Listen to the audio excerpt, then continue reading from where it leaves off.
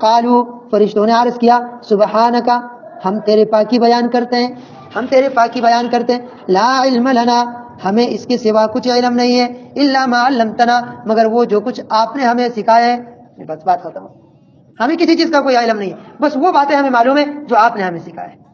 اللہ کے سامنے یہ کتنی اللہ تعالیٰ کو سب سے زیادہ محبوب عاجزی ہے، سب سے زیادہ عاجزی اللہ کو۔ اور اگر کوئی یہ چاہتا ہے کہ میں اللہ کے قریب ہو جاؤں، اللہ مجھے کو، تو عاجزی اختیار کر لے۔ من تواضع للہ رفعہ اللہ، ہمارے آقا صلی اللہ علیہ وسلم نے فرمایا کہ جس نے اللہ کے لیے تواضع اختیار کی، عاجزی اختیار کی، اللہ تعالیٰ اس کو بلند کرے گا۔ اور جو اللہ کے سامنے تکبر کرے گا، غرور کرے گا، عجب کرے گا، اللہ تبارک و تعالیٰ اس کو نیست و نابود کریں گے۔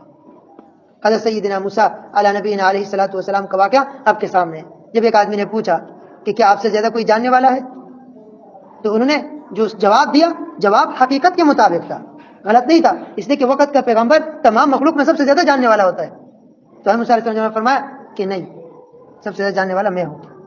اللہ تعالیٰ کو یہ بات پسند نہیں آئی، آزمائش میں مبتلا ہو گئے اور حکم ہوا کہ اب چلو ذرا، اب تمہاری ملاقات کسی ایسی شخصیت سے ہوگی کہ وہ آپ سے بھی زیادہ جاننے والا ہے، وہ ایسی چیزوں کو جانتا ہے جو آپ نہیں جانتے۔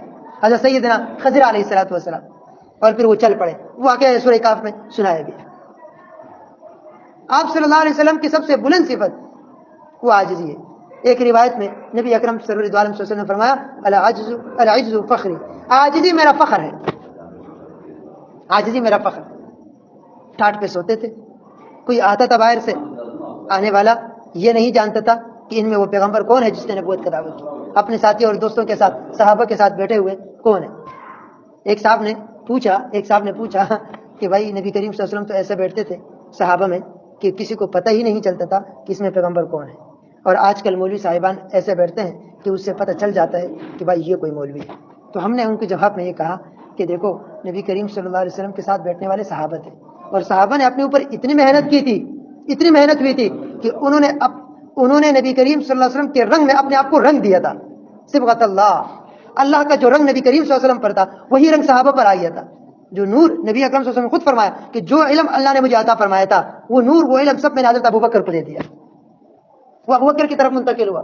تو جب علم، نور، یہ سب منتقل ہو تو پھر پہچان کیسے ہوگی؟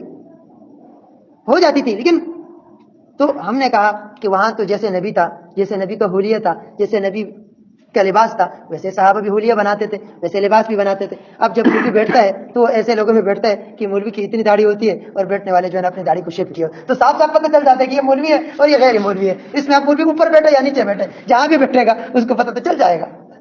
میں نے کہا اگر تم چاہتے ہو کہ مولوی